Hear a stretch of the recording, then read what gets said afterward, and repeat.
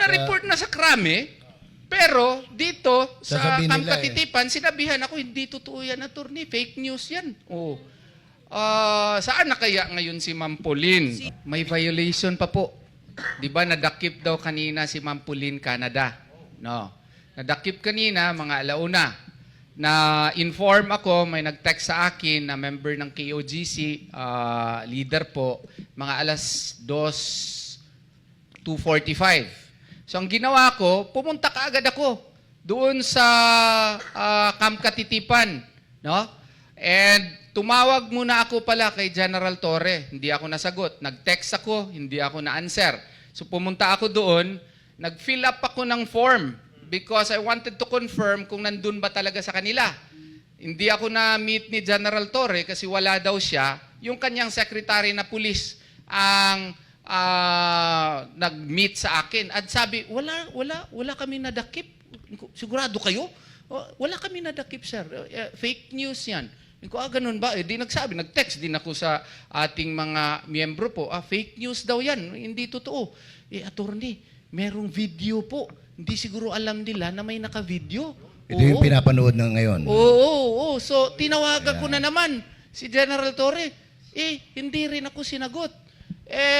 Natatakot na ako. Sabi ko, baka anong ginawa kay Ma'am Pauline? Maganda pa naman si Ma'am Pauline. At saka baka i-torture. We have the right to assume that because he is now under police custody and under Republic Act 7438, Section 2, any person arrested or detained shall at all times be assisted by counsel. And we have the right to insist that because that is a provision of the law, Section 2 of RA 7438. So, nag-request tayo, hindi tayo pinakinggan. Nagpadala na tayo ng formal demand letter. Hanggang ngayon, wala pa ring reply. No? Gusto lang namin pong ipaalam, baka nakalimutan nyo lang po. No? Under Republic Act 7438, Section 4, any violation of Section 2 of the said law, no? Ang penalty po niyan hindi po 8 years imprisonment to 10 years po. Yung pagtatago ng Yung hindi mo siya bigyan ng access. Yung 8 abogado. years. 8 years imprisonment up to 10 years. May fine 6,000 pesos or a penalty. Tapos General Torre, I hope you would not take this personally. May absolute perpetual disqualification pa naman yan na hindi ka na makabalik sa gobyerno. So sana po, alam ko, nasa Manila ka, pero nung tinext ko yung isang kaibigang general, sinabihan ako, Padre, bakit i-deny i-reported dito sa Camp Crame na nadakip na nga si Pauline Canada? Nandito yung text sa akin. Na-report na sa Crame, pero dito sa Camp Katitipan, sinabihan ako, hindi totoo yan, attorney. Fake news yan.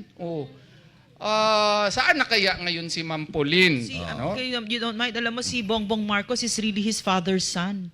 No, para yung mga desaparecidos, parang ganun yung nangyayari. Siguro bumabalik, magandang i-playback natin yung kasi nakita ko yung baka hindi nila alam yan. Yung video. Humuli, naka-uniforme ng pulis.